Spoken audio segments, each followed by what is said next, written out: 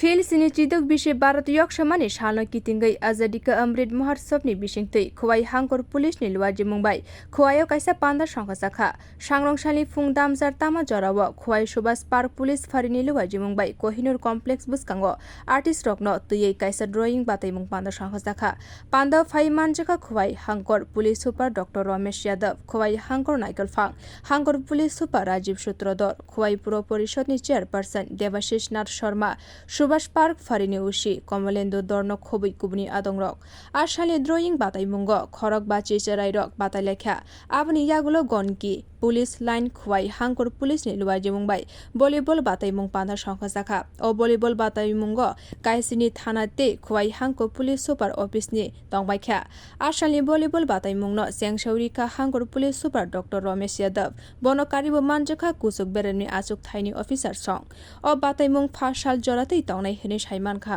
अमृत महोत्सव है, उसमें series of programme रखे हैं।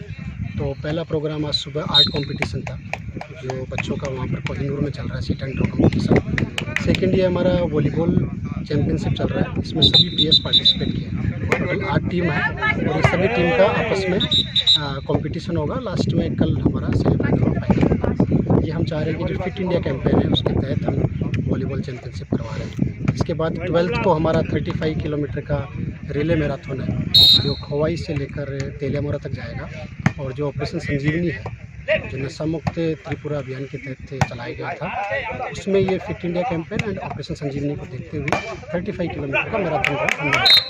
तो बाकी सभी लोग इसमें पार्टिसिपेट कर रहे हैं, सिविल के एंड TSR पार्टिसिपेट कर रहे हैं।